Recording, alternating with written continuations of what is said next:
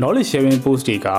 တကယ်ရောအလုပ်ဖြစ်ရလားဒီမိကုန်းကိုကျွန်တော်ဒီနေ့ဖြေပေးပါမယ်ကျွန်တော်ကဆိုင်းလူရှာပါကျွန်တော်က marketing နဲ့ပတ်သက်ရင်ကျွန်တော်စာသင်တယ် consultant လုပ်တယ်ကျွန်တော် marketing agency ထောင်ထားတယ် knowledge sharing post တွေနဲ့ပတ်သက်ရင်ကျွန်တော်တို့ပထမဆုံးသိထားမှာကအလုပ်ဖြစ်တယ်ဒါပေမဲ့အလုပ်ဖြစ်အောင်လုပ်တတ်ဖို့လိုတယ်အလုပ်ဖြစ်ဖို့အတွက်ဆိုရင်နံပါတ်1ပါလို့လဲဆိုတော့ကျွန်တော်တို့ကစေတနာလို့ knowledge sharing post တွေနဲ့ပတ်သက်ရင်ကျွန်တော်တို့ marketer တွေကပြောတယ် senior တွေကပြောတဲ့အချိန်မှာ brand တွေကခင်ဗျားတို့ဈေးပဲရောက်မနေနဲ့ post လေးပါလေးလည်းတင်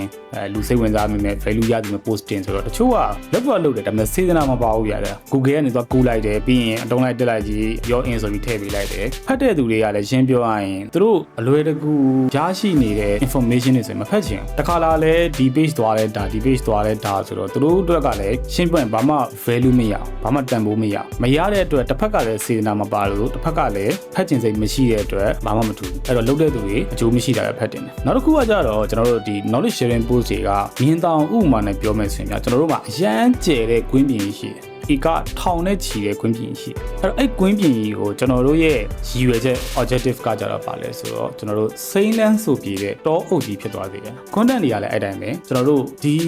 ဟာကိုဖတ်ပြီးသွားတဲ့အချိန်ကျရင်ကျွန်တော်တို့ရဲ့ audience ဒုတိယဖြစ်စေချင်တာပေါ့နော် content တစ်ပုတ်လေးနှစ်ပုတ်လေးတင်ရင်လည်းမရအောင်ခုနတောအုပ်လိုပဲကျွန်တော်တစ်ပင်လေးတစ်ပင်လေးနှစ်ပင်လေးစိုက်ရုံနဲ့မရအောင်ဒီတောအုပ်ကြီးကိုကျွန်တော်တို့ကစိမ့်လန်းဆိုပြီးစေချင်တယ်ဆိုရင်ကျွန်တော်တို့ပင်လေးအများကြီးစိုက်ရအဲ့မှာကိုယ့်ရဲ့ objective form မူတည်တာပေါ့ကိုက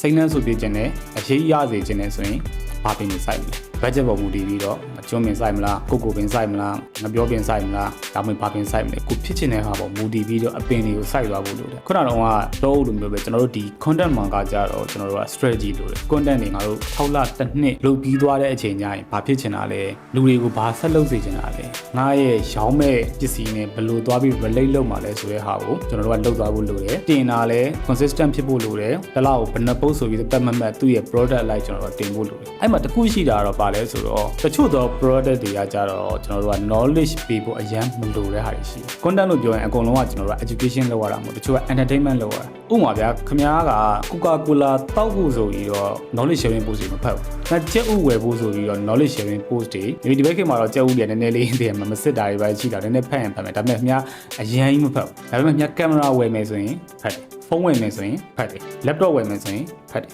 ဘာလို့လဲဆိုတော့ခင်ဗျားမှားသွားလို့မရဘူးခင်ဗျားအကြာကြီးသုံးရမှာ investment ကြီးတယ်ကိုဝယ်လိုက်ရတဲ့ product တခုကအဲ့တော့ကိုယ့်ရဲ့ product ကဘာ product လဲအဲ့ပေါ်မှာမူတည်ပြီးတော့ကျွန်တော်တို့က knowledge sharing post ကထည့်သင့်မထည့်သင့်ဆိုတာရှိတယ်ဒီပေါ်မှာမှကျွန်တော်တို့ထည့်သင့်တယ်ဆိုရင်လည်းစေတနာပါရမယ်ပတ်စင်ပုံမှန်တင်သွားရမယ်ပြီးရင်ဒါဒီအားလုံးဖြစ်သွားခြင်းနဲ့ချိန်ကြရင်ဘာရည်ရွယ်ချက်နဲ့ကျွန်တော်တို့လုပ်မှလဲဆိုတာရှိရမယ်တကယ်အလုပ်ဖြစ်နေတဲ့လူတွေလည်းရှိတယ်ကျွန်တော်တကယ်ချင်းတိလို့ပြောမှာပေါ့ကျွန်တော် fragment by 2ဆိုတဲ့ရေမွေးပေးစင်တော်တော်များလည်းသိကြပါသူဆိုရင်ရေမွေးနဲ့ပတ်သက်တဲ့ဒီ tips တွေကိုပဲသူသင်သွားဘယ်အချိန်မှာဘယ်ရေမွေးစွတ်တင်လဲတို့ဗီဇာနဲ့ date တွေဆိုရင်ဘယ်ရေမွေးစွတ်တင်လဲဒါမျိုးပဲသူတင်ပြီးတော့မှအဲ့ဟာကိုလူတွေကကြည့်ပြီးတော့စိတ်ဝင်စားတယ်စိတ်ဝင်စားပြီးတဲ့အချိန်မှာရေမွေးဒီကန်ဝယ်တယ်သူ sales ဖြစ်တယ်သူရဲ့ pipeline တွေကိုသွားတာဟုတ်အဲ့တော့ကျွန်တော်တို့ကလည်းတင်ကြည့်လိုက်တဲ့တပုတ်နှစ်ပုတ်ဘာမှတော့လုံးမဖြစ်ဘူးဆိုပြီးရက်ထားလိုက်တယ်အဲ့ဆိုတော့ဘာမှဖြစ်လာမှာမဟုတ်ဒါတွေကကျွန်တော်တို့အမြဲတမ်းတင်သွားမယ်အရာ consistent ဖြစ်သွားမယ်အရာဖြစ်တယ်ဒီလောက်ဆိုရင်တော့ကျွန်တော်ရှင်းပြတဲ့အထိပ္ပယ်ကိုနားလည်မယ်လို့ပြောလင်းတယ် marketing နဲ့ပတ်သက်ပြီးတော့မေးခွန်းတွေရှိရဆိုရင်လည်း comment အောက်မှာရေးသွားလို့ရပါတယ်ကျွန်တော်အားတဲ့အခါပြန်ပြီးတော့ဖြေပြပါမယ်တန်ဖိုးရှိတဲ့ brand တွေတိစောက်နိုင်ကြပါစေလို့ကျွန်တော်ဒီနေ့ကနေဆုတောင်းပေးပါတယ်